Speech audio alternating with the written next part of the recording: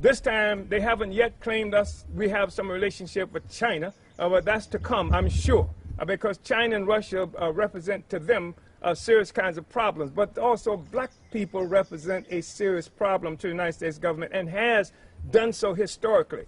That's why Malcolm X is dead. That's why Martin Luther King is dead. Russians didn't do that. That's why more than 28 members of the Black Panther Party in 1968 alone were murdered. The Russians didn't do that. So when it comes to this issue about Russia and Ukraine, where Russia has spent, where the United States has, in this last budget offering that I saw, talked about more than $40 billion more that they've given to this entity that they call Ukraine, the entity that they put in power after overthrowing the legitimate government in Ukraine in 2014. We're supposed to have forgotten that, to put themselves closer to the border of Russia, that they have declared to be some kind of adversary, though they haven't explained to us why it's an adversary, though I don't care why they would say that. The fact is that we are able to say that we are not pacifists. We are not pacifists at all. We believe that there's a difference in just wars and unjust wars, and we are opposed to unjust wars, and we support just wars. Unjust wars are those wars that try to colonize people, keep them under tyranny, bury them under oppression, and just wars are those wars that are fought by oppressed people to liberate themselves. We don't just support Russia in this war against Ukraine. We support Palestine.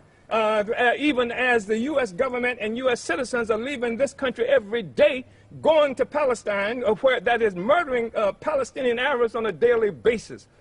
So don't tell us that we can't have friends that you don't like. Because the fact is, the friends that we have were people who will be opposed to murdering people in Palestine, murdering people in North St. Louis, murdering people in Afghanistan, murdering people in Syria. We would be opposed to them. And so anybody who would stand up for the liberation of those people, we're on their side. You don't have to be a Russian or anything like that. One. Secondly, yes, I have been to Russia, but I've also been to South Africa. I've been to Ghana. I've been to various other places in Africa. I've been to Nicaragua. I've been all kinds of places where oppressed people are organizing, because black people need not to be isolated.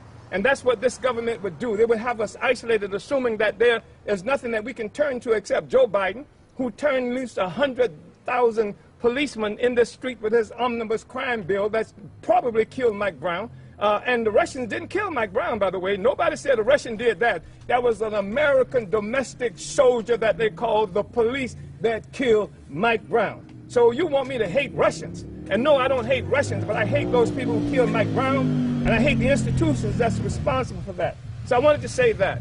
And to be clear about that, I'm not unabashedly I'm an unabashedly black man, an African that's committed to the liberation of black people, the African and all the other oppressed peoples on the planet Earth. And the United States has always historically been opposed to the liberation of oppressed people, opposed to freedom in Nicaragua, opposed to freedom in Afghanistan, opposed to freedom in South Africa. Mandela, from your perspective, at one time was a terrorist. Fidel Castro, how many times has the U.S. government tried to murder Fidel Castro? This is the reality that we're talking about, and so we are unabashedly on our own side. So I just want to say that in terms of what happened.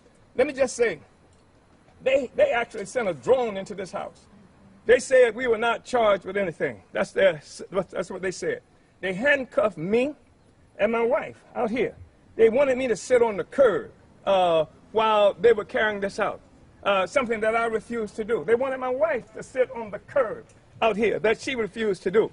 Only thing we do is fight for black people, black power. All you got to do is walk through North St. Louis and you can see the changes that we brought here as a party for black people. And the government is opposed to that, and that's why we are under attack, and also because they see us as pawns that they can use in this propaganda war against Russia.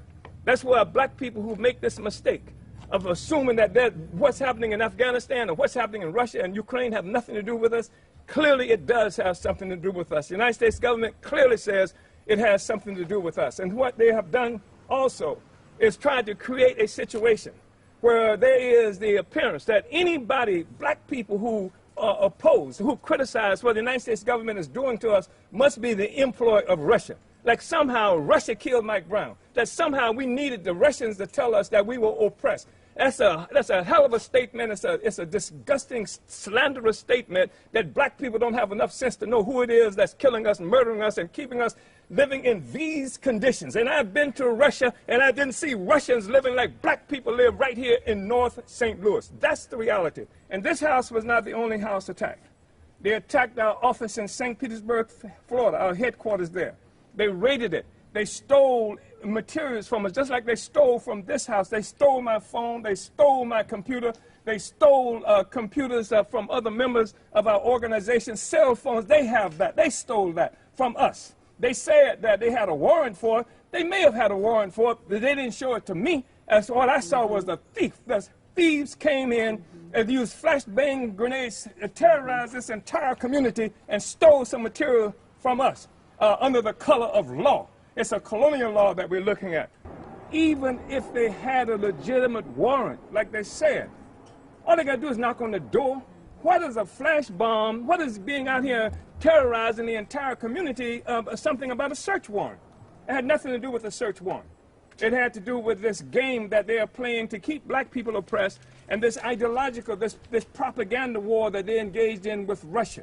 And we're not going to be a part of it, and they're not going to keep us from fighting for our freedom. We got a black community conference, but they have accused us of taking money from Russia.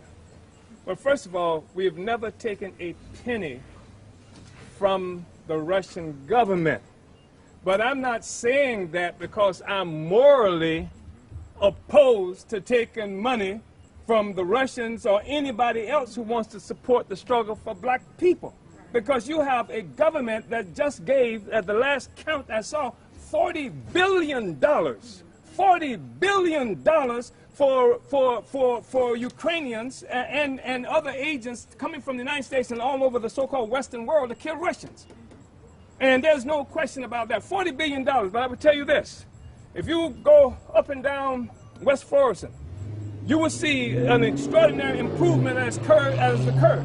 Not from Russian money, but from solidarity by people, from people who unite with the struggle for black people to have freedom. That's where that basketball court came down. The government didn't do that. The Russians didn't do that. Black people and our supporters opposed to colonialism helped to put that basketball court down there. They shut our phones down. We couldn't even communicate with each other. They had shut our phones down, made it and they knew who we would be calling, because those are the phones that were shut down. And then a drone coming into the house.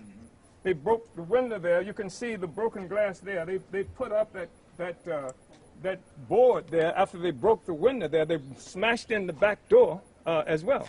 And this, they say, because they want to serve a search warrant. They put me in handcuffs and put us on the side because they want to serve a search warrant. That's ridiculous. Yep. Were there any weapons in the house? I had a piece. It's still in there. They asked me if there was a... No, they didn't get it. You know, it's a legal weapon. I mean, if white people can have a gun, at least I'm going to act like I can have a gun too. You know, so this is what's happening in St. Louis. This is what's happening in America. And the other thing I want to say is this. The U.S. is concerned because no African country, no country in Africa has united with it in the United Nations in the attack on Russia. And black people and most of the people around the world do not go along with it. That's why they took this basketball player who got caught in Russia with drugs, arrested with drugs in Russia. They took her, and now they claim that they're so upset about that when they're arresting black people in America every day for having marijuana. The prisons are filled with them. And they're trying to use this as a part of a propaganda war with Russia to show black people around the world, look how Russia treats black people. You understand? So they did that, but they didn't open up the prison doors for black people who are locked up because of marijuana in this country. Be stop! Fight back! Be stop! Fight